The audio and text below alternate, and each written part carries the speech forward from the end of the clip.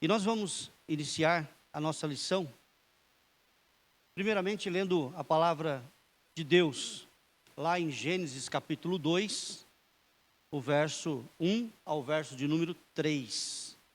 Gênesis capítulo 2, verso 1 ao verso de número 3.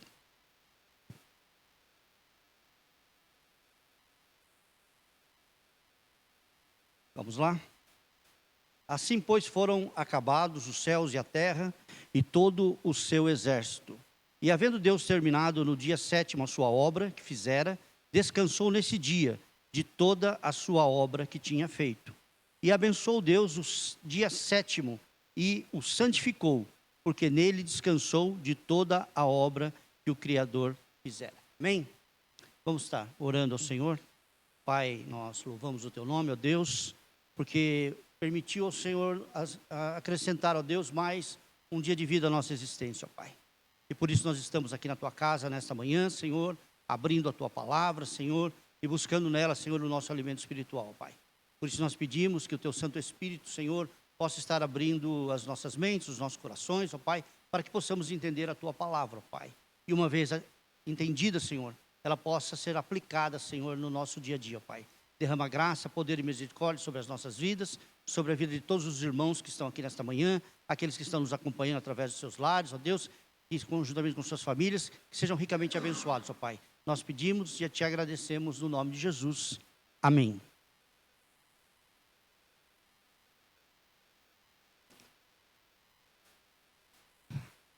Parece que guardar o dia do Senhor, o dia de descanso, tem sido uma prática que tem sido esquecida pela igreja em nossos dias. A igreja cristã, ela sempre valorizou o dia de descanso. Desde os primórdios, desde os primeiros dias do cristianismo. Mas com a influência do modernismo e do pós-modernismo, né? Principalmente o modernismo, quando ele se inicia lá no começo do século XX, com a industrialização da nossa sociedade, onde há uma corrida desenfreada de trabalho, onde alguns conceitos foram taxados de antigos, de antiquados, de ultrapassados naquela sociedade.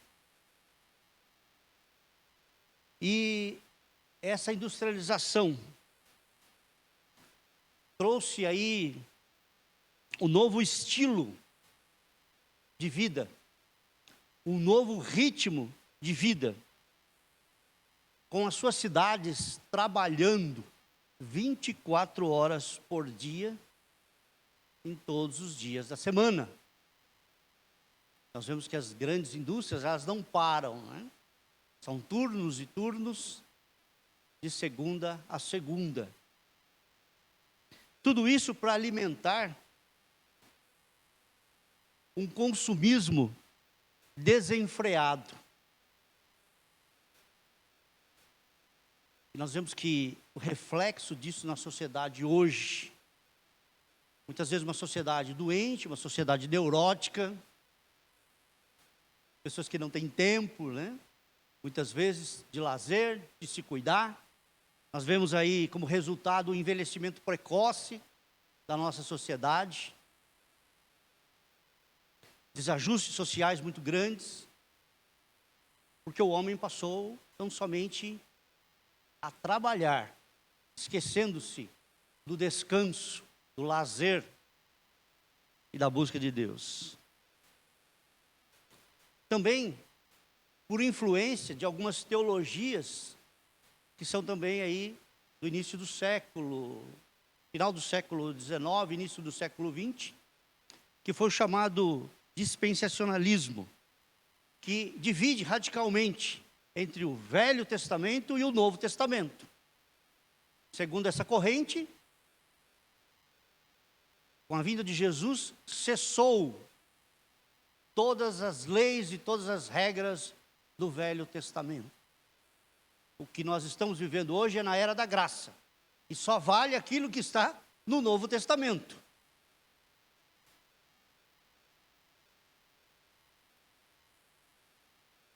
Que as práticas, as leis do Velho Testamento não se aplicam mais nos nossos dias de hoje. Com relação ao dia do Senhor, nós iniciamos uma leitura de Gênesis capítulo 2, que é antes da lei. A lei foi dada para quem?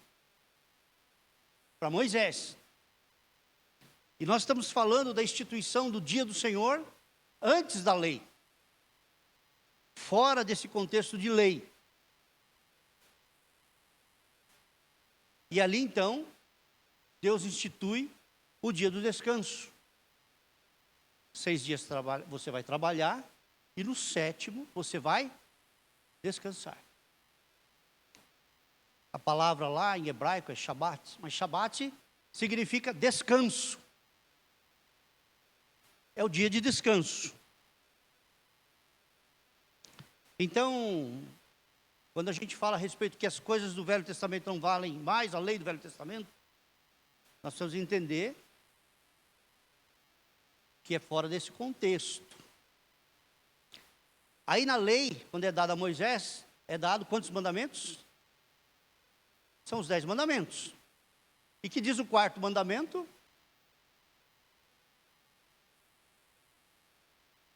Guardar o dia do descanso. Guardar o dia do descanso. Mas parece que isso tem sido esquecido também. Quando nós temos aí essa linha de dividir o que é do Velho Testamento, não se aplica mais no Novo Testamento. E também, em decorrência de movimentos que surgiram no século XX, presente também no século XXI, que são os conhecidos movimentos pentecostais e neopentecostais, que trouxe para a igreja um problema muito sério, o chamado analfabetismo bíblico, o não estudo e conhecimento da palavra de Deus.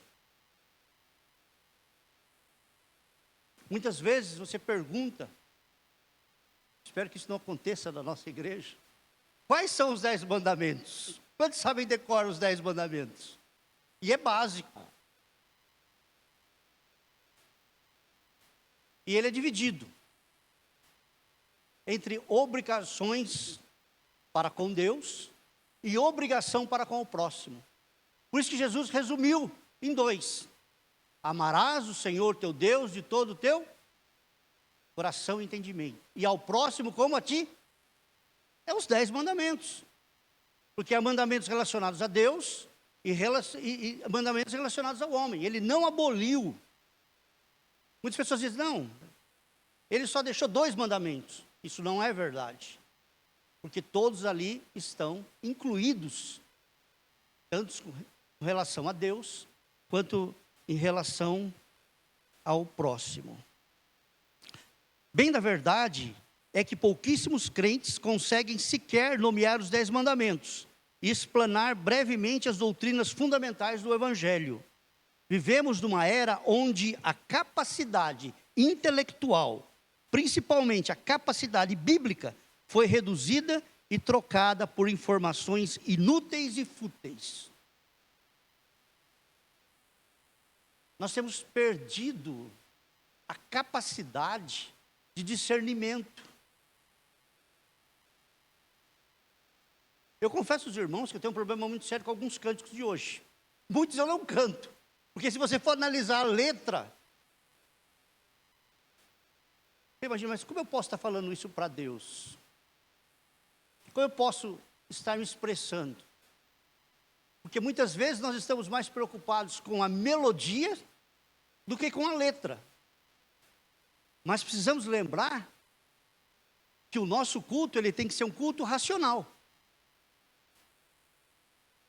Então essa irreverência dos nossos dias de hoje, a falta de temor diante de Deus, tem agravado muito a situação da igreja nos nossos dias de hoje. Mas falando do dia de descanso, do Shabat, instituído por Deus. Até algum tempo atrás, uma das marcas distintivas do culto reformado era o seu compromisso com a santificação do dia do Senhor, com o tempo divinamente prescrito para que o povo da aliança de Deus adorasse esse Deus da aliança. Foi separado um dia da semana para que esse dia fosse usado para louvor e adoração do nosso Deus. Nós temos alguns movimentos que trouxeram mudanças na nossa sociedade, mudanças nas estruturas da sociedade, mudança na educação, nos costumes, na moralidade, onde práticas cristãs foram trazidas para dentro da sociedade. Isso teve a capacidade de mudar a sociedade. E resultado disso são os países desenvolvidos na área da educação, na área da saúde, na área do bem-estar. Tanto que esses países hoje eles apresentam os maiores índices, aí de desenvolvimento humano. O primeiro grande deles foi a Reforma Protestante, que trouxe uma mudança significativa na vida da sociedade. Revolucionou a educação, levando a educação para o povo, e não ficando somente entre os nobres, mas alcançando o povo.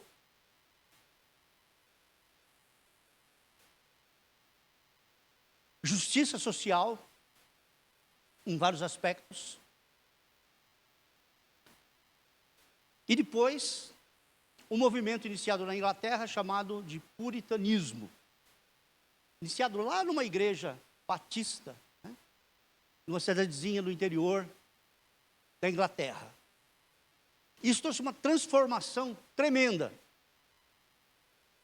Porque hoje nós olhamos para a Inglaterra, um país altamente desenvolvido, para a Irlanda, para a Escócia, para os Estados Unidos, que foram colonizados pelos puritanos, pela Austrália, Nova Zelândia, e esses países que foram colonizados pelos puritanos, trazendo uma sociedade totalmente transformada.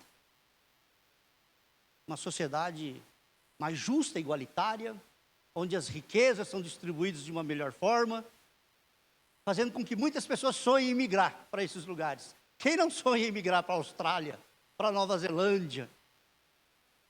Quantos que estão buscando aí o sonho americano, ou o sonho europeu, na Inglaterra e outros países ali que compõem o Reino Unido? A própria confissão de fé de Westminster, que é a confissão de fé da Reforma, ela tem um capítulo que ela fala a respeito do dia do Senhor, do domingo, do dia de descanso. E tem um texto aqui que eu tirei que diz assim: como é lei da natureza que, em geral, uma devida proporção de tempo seja destinada ao culto de Deus, assim também em sua palavra, por um preceito positivo, moral e perpétuo, preceito que obriga a todos os homens em todas as épocas. Deus designou particularmente um dia em 7 para ser um sábado, um descanso, santificado por Ele, desde o princípio do mundo até a ressurreição de Cristo. Esse dia foi o último da semana, e desde a ressurreição de Cristo foi mudada para o primeiro dia da semana, dia que na Escritura é chamado de dia do Senhor, que é domingo. O domingo, dia do Senhor. E que há de continuar até o fim do mundo, como o sábado cristão. João Calvino, o grande reformador, pai das igrejas reformadas, particularmente das igrejas presbiterianas, diz assim: sim, todos os dias nós devemos glorificar a Deus, nosso doador da vida, mas um dia Ele escolheu diante de nossa fraqueza, pois sabe que não poderíamos guardar todos os dias da semana como santo dia do Senhor. Por isso, por sua misericórdia, nos deu o descanso cristão, o domingo, o santo dia do Senhor. Calvino está dizendo assim, que é impossível a gente guardar todos os dias da semana, porque a gente tem que trabalhar. A gente tem que sustentar a nossa família. Então a gente não pode se dedicar, né, todos os dias ao trabalho de Deus, diretamente, porque a gente, mesmo no nosso trabalho, a gente está fazendo a obra de Deus.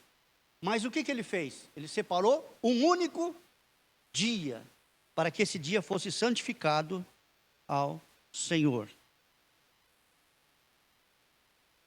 E mesmo os puritanos, aí um dos maiores teólogos dessa era, John Owen, ele diz assim: pelo desígnio de Deus, há uma lei da natureza em geral, uma proporção de tempo seja destinada ao culto a Deus. Dessa forma, em sua palavra, por um preceito positivo, moral e perpétuo, válido a todos os homens em todas as eras, Deus particularmente nomeou um dia em 7 para um descanso, para lhe ser santificado. Desde o início do mundo até a ressurreição de Cristo, foi o último dia da semana, e a partir da ressurreição de Cristo, foi mudado para o primeiro dia da semana, e que é escrito chamado de dia do Senhor, e deve continuar até o fim do mundo como descanso cristão, sendo abolida a observação do último dia da semana. Esse descanso é assim santificado ao Senhor, quanto os homens, tendo devidamente preparados os seus corações, e ordenação os seus assuntos comuns de antemão, não apenas observam um santo descanso todo dia, a partir de suas próprias obras, palavras e pensamentos sobre suas ocupações e recreações mundanas, mas também dedica todo o tempo em exercícios públicos e privados de seu culto, e nos deveres de necessidade e misericórdia. Então, tanto os reformadores como os puritanos, eles redescobriram o valor de se guardar o dia do Senhor. E lembrando que esses foram os dois grandes movimentos que transformaram a sociedade. Somos uma igreja que somos frutos do puritanismo. Nós fazemos esse caminho. A reforma começou em Genebra, com João Calvino. Tinha um líder escocês que foi até Genebra para conhecer o trabalho de João Calvino.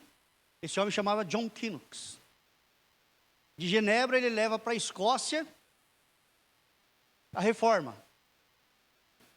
Os reformadores na Escócia são chamados pela primeira vez de presbiterianos, porque instituiu-se, né, o governo da igreja através dos presbíteros. Lembrando que na igreja presbiteriana são os presbíteros que governam a igreja. E nós temos duas classes de presbíteros. O presbítero docente, que é o ministro da palavra e dos sacramentos, que na nossa igreja é o pastor, os pastores, e os presbíteros regentes, são aqueles que administram a igreja. E dessa forma, então, o presbiterianismo foi para a Escócia. Depois, com as perseguições, eles imigraram para os Estados Unidos,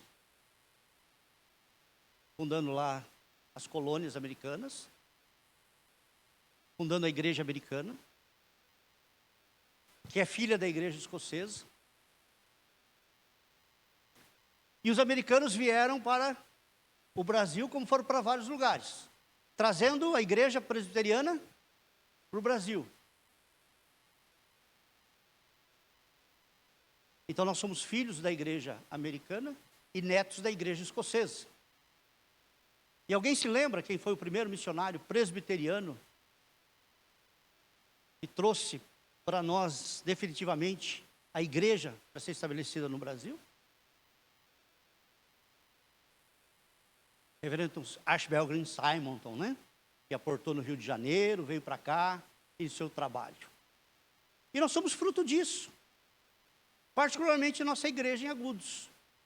Porque se os irmãos observarem nas primeiras datas que constam aqui na nossa igreja, foram os missionários americanos que começaram o trabalho aqui na cidade de Agudos. Eles vinham, é tão interessante que no nosso livro de Atos conta essa história, né? Que eles vinham ali por Jaú, por Brotas, tinham que atravessar o rio Tietê, não tinha ponte naquela época, tinha que atravessar de barco, de canoa, e eles chegaram nessa região aqui toda. E daqui foi subindo, Bauru, Alta Paulista, Noroeste, todos os lugares. Estiveram primeiramente em Botucatu, Lençóis Paulista. Então é o trabalho do puritanismo, que mudou. E infelizmente, depois desse movimento, nós não tivemos nenhum movimento evangélico com capacidade de transformação da sociedade. Haja vista hoje o que nós vivemos. Nós temos uma população numerosa de evangélicos no nosso país, na nossa cidade, no nosso estado. Mas o que isso fez de diferença na nossa cidade? Diminuiu a violência?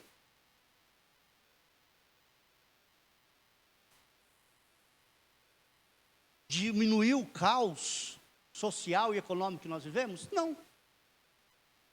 Parece que quanto mais aumenta o número de evangélicos, mais aumenta os problemas.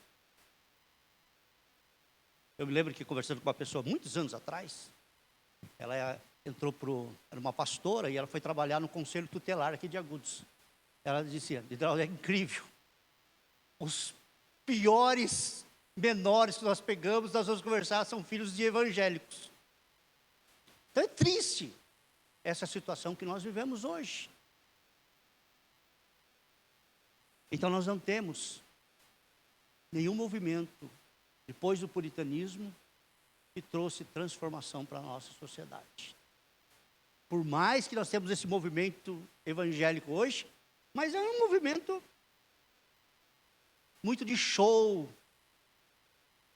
muito de plástica, mas com pouca influência na vida do cristão, de transformação real de vida, de atitudes que podem mudar a nossa sociedade.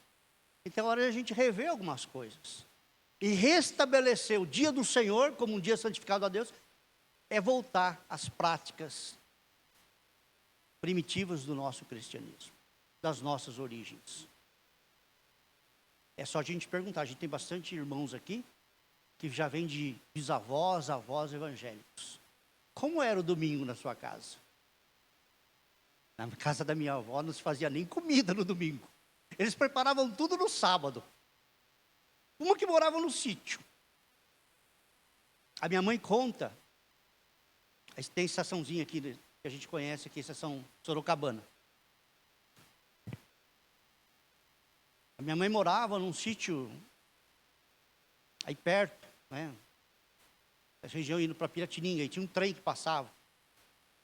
Eles pegavam o trem de manhã, parava lá no sítio, descia na estação, vinha para a igreja, depois voltava de novo para casa.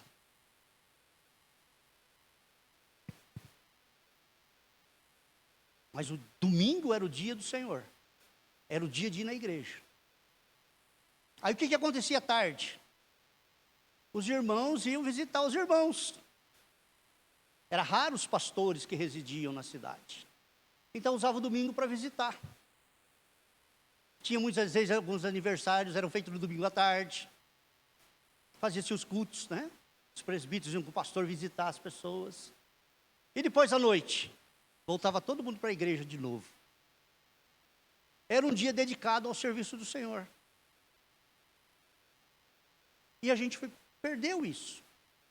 E a prova disso é o que nós vemos hoje. As igrejas esvaziadas no domingo. Por quê?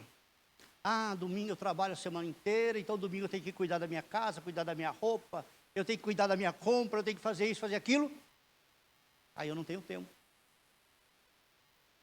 Eu acabo violando o quarto mandamento, que é santificar o dia do Senhor. Separar esse dia.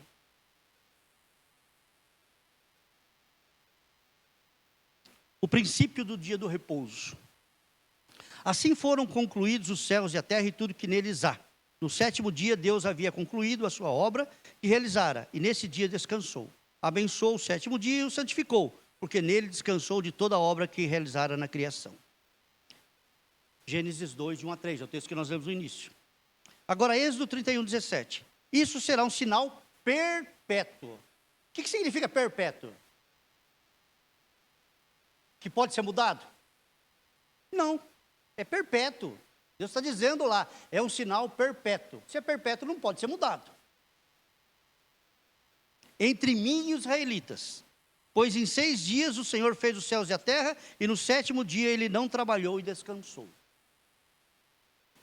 Ah, mas é o Velho Testamento. Então vamos lá para o Novo Testamento. Hebreus 4:4. Pois em certo lugar ele falou sobre o sétimo dia nessas palavras. No sétimo dia Deus descansou de toda a obra que realizara.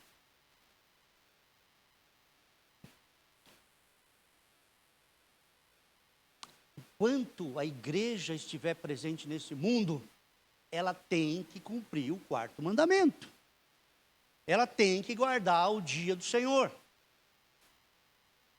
Mas algum dia a igreja vai deixar de guardar o dia do Senhor? Algum dia ela vai deixar? Ela vai deixar.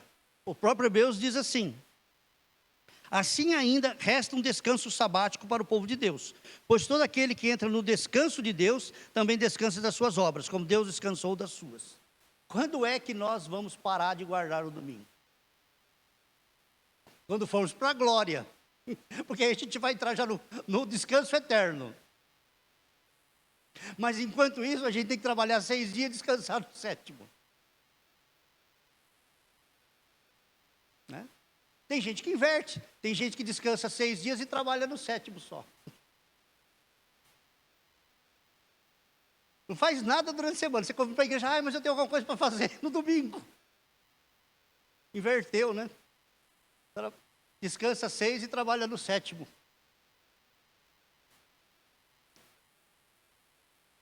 O significado e valor do dia. Êxodo 31, 13. Diga aos israelitas que guardem os meus sábados. Isso será um sinal entre mim e vocês, geração após geração, a fim de que saibam que eu sou o Senhor que os santifica. Êxodo 31, 13. O sábado é o sinal de compromisso que Deus assumiu para conosco e o compromisso que nós assumimos com Ele.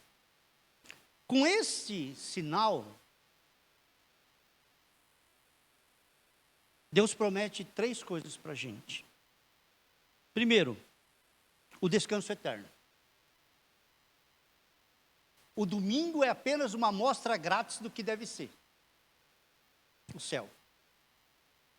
É como, viva lá 6 dias no mundo, mas no domingo você vai viver no céu.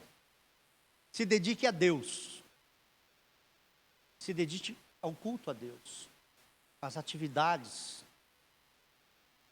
que louvam e glorificam o nome do nosso Deus. Segundo, manifestação da sua providência. Não faltou nada para o povo de Israel. Não precisou trabalhar 7 dias. Deus providenciou tudo. Se atentamente guardares os meus mandamentos, que vos ordeno hoje. Deus providencia, ninguém vai passar fome. Ninguém vai passar necessidade se guardar o dia do Senhor. Porque não é uma instituição humana, mas é uma instituição divina. Ah, eu guardo o domingo. Eu não trabalho no domingo. Mas aí você contrata uma faxineira para trabalhar na sua casa no domingo. Você não trabalha, mas você manda os outros trabalharem. Então a gente toma muito cuidado com essas questões. Aqui ele está dizendo, né? Lembram lá no Velho Testamento? Ninguém vai trabalhar, nem seus servos, nem os seus animais vão trabalhar no sábado. Eles vão descansar. Não é para fazer nenhuma obra que não seja essencial à vida, né? Não estamos dizendo assim, ó, que os médicos não têm, os têm, são serviços essenciais à vida. Mas aqueles que não são essenciais à vida, né? Nós temos segurança pública, nós temos a área de saúde, nós temos várias áreas que são essenciais. Essas precisam realmente porque elas preservam a vida. É a história do fariseu lá com Jesus, né? Jesus foi lá, curou o paralítico pegou a cama e foi embora. Mas era dia de sábado. Então ele não podia sair, tinha que ficar lá. Aí Jesus, né? A gente toma muito cuidado com esse legalismo que muitas vezes, né?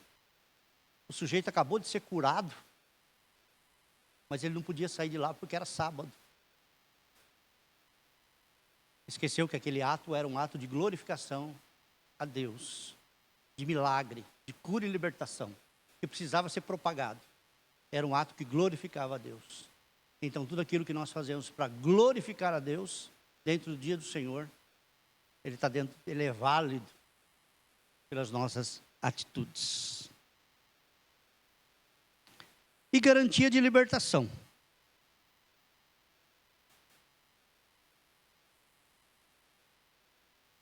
É o descanso, do trabalho. Essa garantia que nós temos, né? De que nós podemos descansar dos nossos afazeres, do nosso dia a dia. A seriedade de desprezar o dia. Aqui o autor da revista, ele cita lá 2 personagens que morreram porque desrespeitaram uma ordem divina. A nossa revista, você lembra de quem? Quem leu a revista? Ananias e Safira. Porque desobedeceram a ordem de Deus e pagaram caro com isso. No Velho Testamento nós temos também bastante ilustrações de pessoas que desobedeceram à vontade de Deus. Então nós precisamos levar a sério os mandamentos de Deus. Levando a sério os mandamentos de Deus, nós podemos eleger uns e desprezar outros? Não. Nós temos que guardar na sua totalidade. E o dia de descanso está inserido nesses mandamentos. É o 4º mandamento. Mas Jesus, será que ele observou o dia de descanso? Não parece, numa leitura superficial dos evangelhos, que ele teve um embate, um confronto com os fariseus, por serem extremamente legalistas?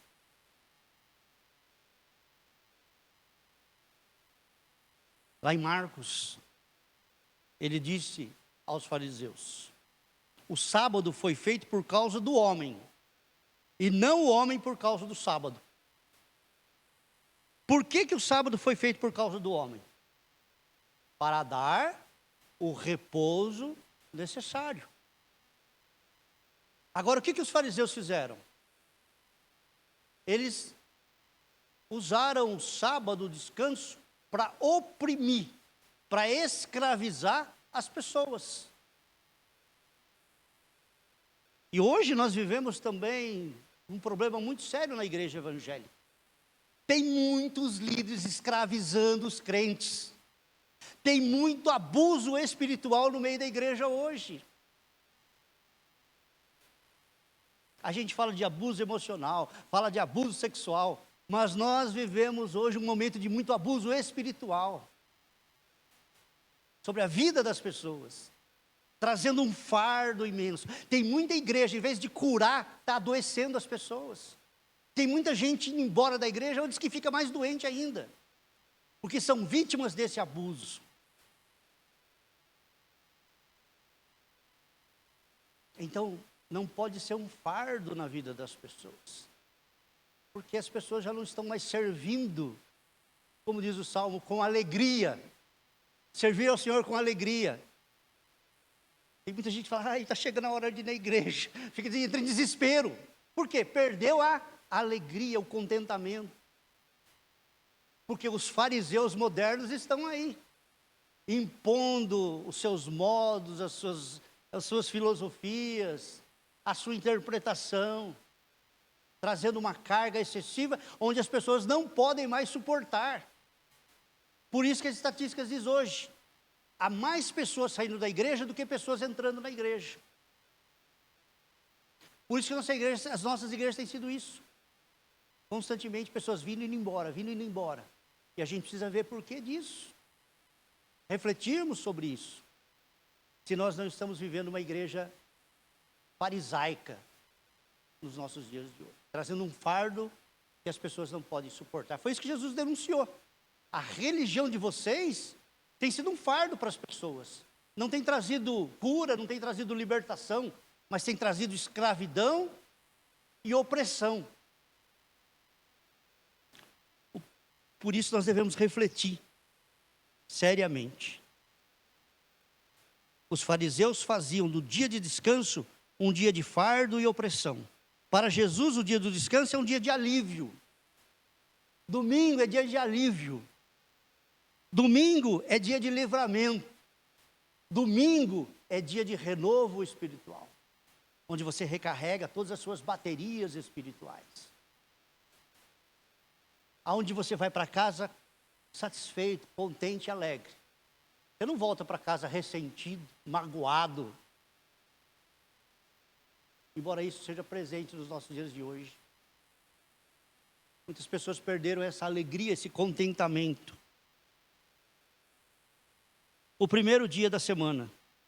Por que então que nós, cristãos, a partir da ressurreição de Jesus Cristo, nós celebramos o primeiro dia da semana? O primeiro motivo está lá em João 21.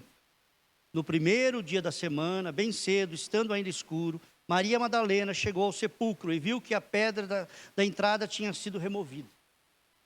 Jesus ressuscitou em que dia? No domingo, no primeiro dia da semana.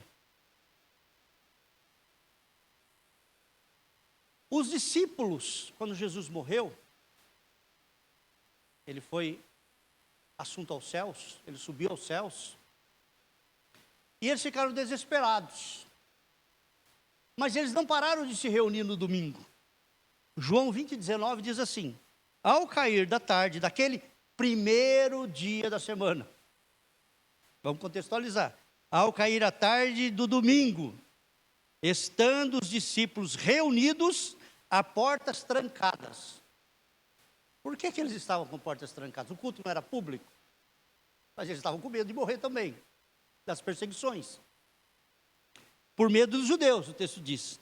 Entrou, pôs-se no meio deles e disse: paz seja convosco. Jesus visitou, agora não mais o Jesus em corpo físico, mas o Jesus ressurreto, ressurge, visita a igreja que estava reunida naquela casa, chega no meio deles e diz: paz seja convosco. E assim continuou. Aí Jesus passa aquele tempo, ele retoma, vem o Espírito Santo de Deus, batiza a igreja, inaugura-se a era apostólica na vida da igreja, e a igreja continua caminhando.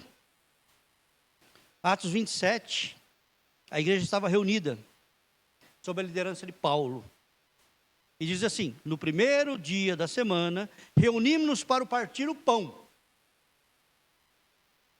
E Paulo falou ao povo, pretendendo partir no dia seguinte.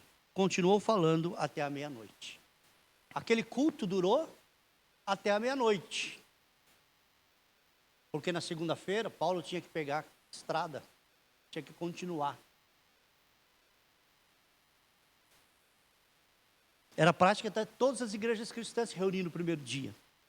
1 Coríntios 16:2 diz: no primeiro dia da semana, cada um de vocês separe uma quantia de acordo com a sua renda, reservando-a para que não seja preciso fazer coletas quando eu for, ou quando eu chegar. O levantamento de dízimos e ofertas era feito que dia?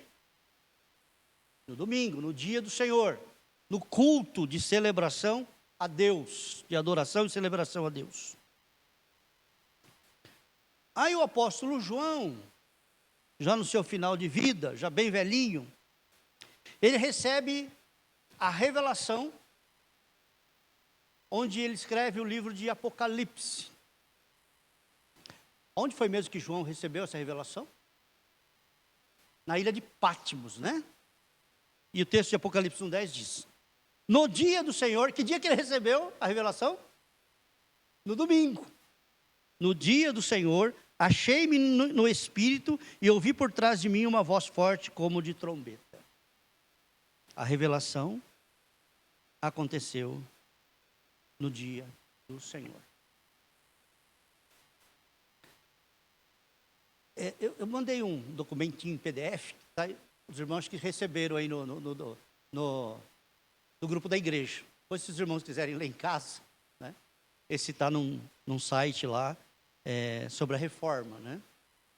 E ali ele tem 20 conselhos práticos para você guardar o domingo. Alguns, eles vão ser bem radicais.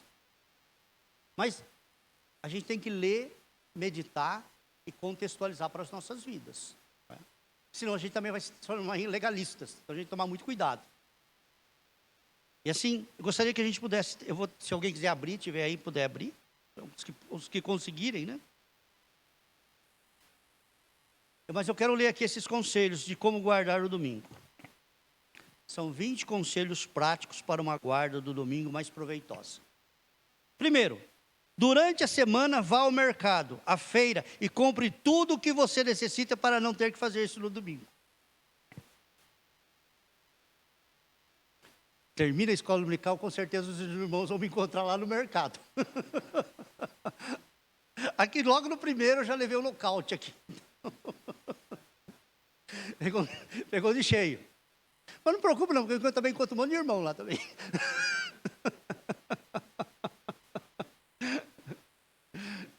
Segundo a Armandinha, para disfarçado. Eu não tenho culpa, né, de o mercado ser do lado de casa, né?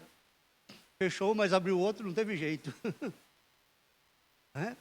Mas olha só, né? Mora na frente do mercado e deixa para ir no domingo, né?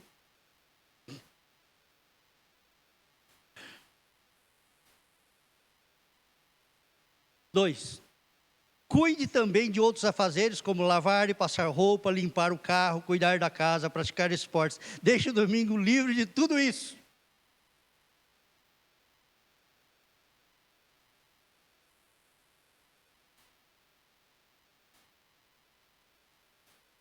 Não quero mais ninguém encontrar com o irmão aqui na igreja no final, cumprimentar. Deixa eu correr que eu tenho que lavar minha roupa. Pode dizer assim, está amarrado em nome de Jesus. Está ouvindo, Marielle? Estou brincando, Marielle. Agora vamos lá. Se você é estudante, programe-se para fazer as leituras e trabalhos durante a semana, separando o domingo apenas para os estudos devocionais. Então, durante a semana, 6 dias, você estuda tudo que você tem da faculdade, da escola, mas domingo você estuda a Bíblia. É um dia só. No sábado, providencia comida no domingo. Almoço e jantar. Pode até ser a sobra do almoço, mas providencia no sábado. Compra marmita, né? Ou congela, né? Chega lá no domingo só. Você compra no mercado a marmita? Tá. Por isso que eu encontro com o Armandinho todo domingo lá, tá vendo aí, ó? Para que o dia do Senhor você não tenha que ser passado na cozinha. Aonde você celebrou o dia do Senhor? Eu celebrei na cozinha. Eu celebrei na máquina de lavar louça, na máquina de lavar roupa. Eu celebrei lavando o carro.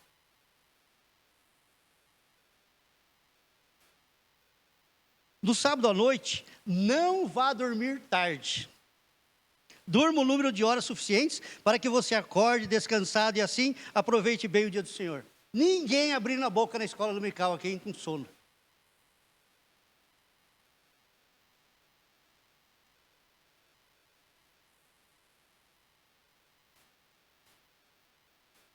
No domingo, acorde mais cedo, demonstrando seu interesse em usufruir desse dia. Levantar mais cedo também é bom para evitar os atrasos no culto da escola dominical e as discussões e aborrecimentos que resultam deles. Aquela briga em casa de manhã, porque um não está pronto ainda, o outro está atrasando, e não sei o que. Eu vou, depois você vai embora, aquela briga danada, né? A gente sempre vê.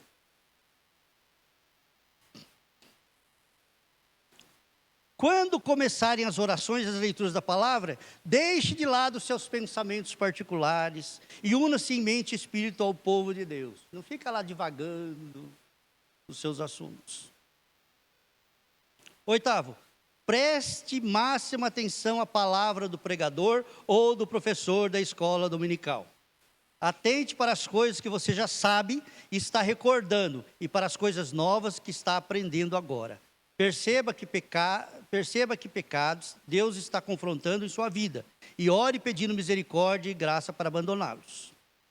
Terminadas as atividades da manhã na igreja, leia-se escola dominical, una sua família ao redor da mesa para o almoço.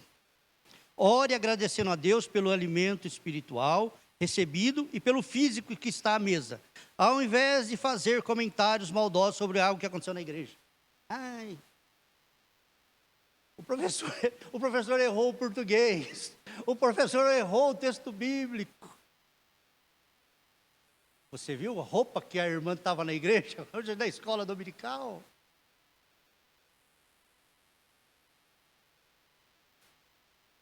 Então, tem tanta coisa boa para falar, né? Não vai falar mal dos irmãos, hein? Deus está vendo, Deus está ouvindo.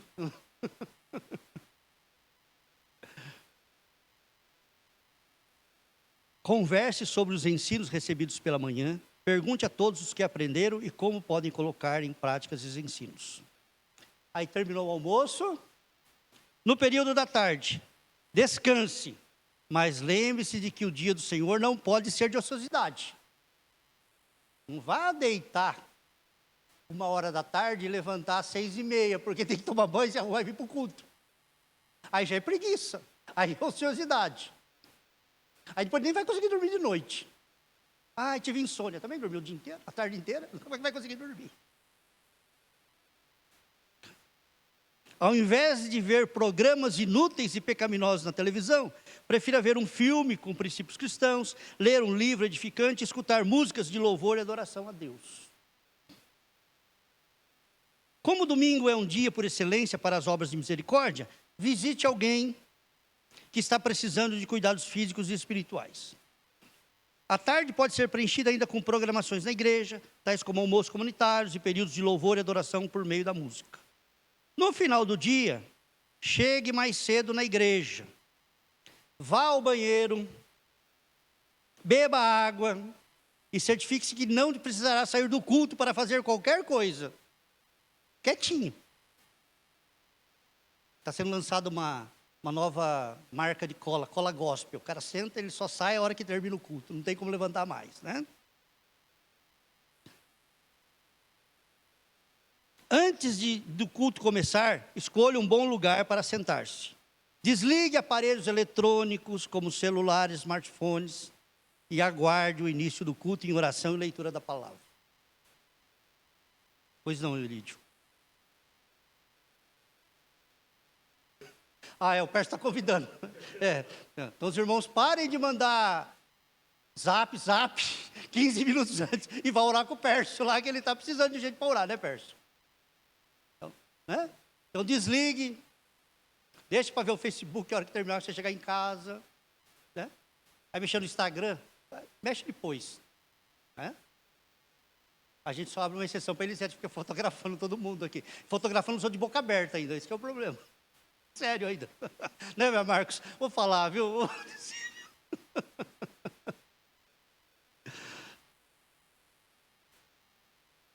No culto, una-se um só coração com o corpo de Cristo, para adorá-lo. Deixe que a mensagem da palavra de Deus destrua suas ideias e comportamentos pecaminosos, edifique conceitos e atitudes de obediência e consagração. No culto, não desperdice tempo reparando nas roupas das pessoas, nos eventuais erros de português do pregador, ou em qualquer outro detalhe periférico. Concentre-se em adorar a Deus corretamente e em ouvir a sua voz por meio das Escrituras.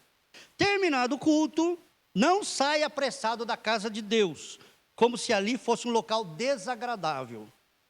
Converse com as pessoas, confraternize-se, aumentando a comunhão com seus irmãos.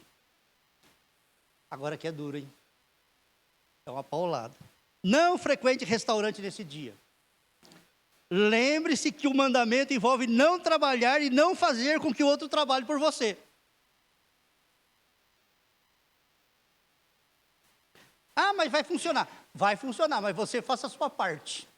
Vai no pastel de sábado.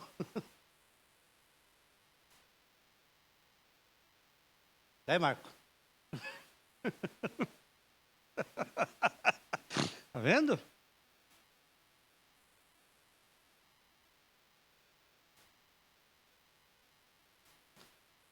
Prefira reunir o grupo de irmãos em sua casa para saborear os pratos que você já providenciou no sábado.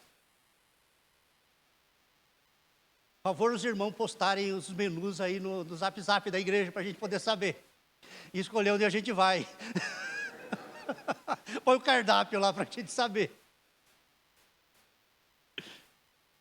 Ao chegar a casa, ao invés de ligar a televisão e perder boa parte do que foi aprendido nesse dia especial, vá para a cama, ler um livro e medite nos ensinos recebidos durante o dia.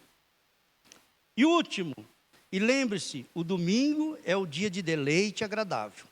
Os puritanos o chamavam de feira da alma. Isaías disse ao povo de Deus, no passado: se desviardes o pé de profanar o sábado e cuidar dos teus próprios interesses no meu santo dia, se chamares ao sábado deleitoso em santo dia do Senhor, digno de honra, e honrares não seguindo os seus caminhos, não pretendendo fazer a tua própria vontade, nem falando palavras vãs, então te deleitarás no Senhor. Concluindo, uma citação de Thomas Brooks, um pregador puritano do século XVII. Não há crentes em todo o mundo que se comparem quanto ao poder da piedade e quanto à excelência nos terrenos da graça, da santidade e da comunhão com Deus, como aqueles que se mostram mais estritos, sérios, estudiosos e meticulosos na santificação do dia do Senhor. A verdadeira razão pela qual o poder da piedade tem caído a níveis tão baixos, tanto neste como em outros países, é que o domingo não está sendo observado de forma estrita e consciente. Né? Aí não vai brigar com o professor da escola dominical. Eu coloquei até o endereço daqui de onde eu tirei da internet, tá? Aí se os irmãos não concordarem, manda um e-mail lá para eles lá e briga. E assim a gente vai estar cumprindo e restaurando o mandamento do Senhor. Uma igreja que observa o dia do Senhor. Culto, louvor e adoração. Com certeza Deus vai honrar. E vai fazer dessa uma grande igreja que se dedica ao Senhor. Amém? Vamos então encerrar nossa aula. Já estamos no horário, né, lá?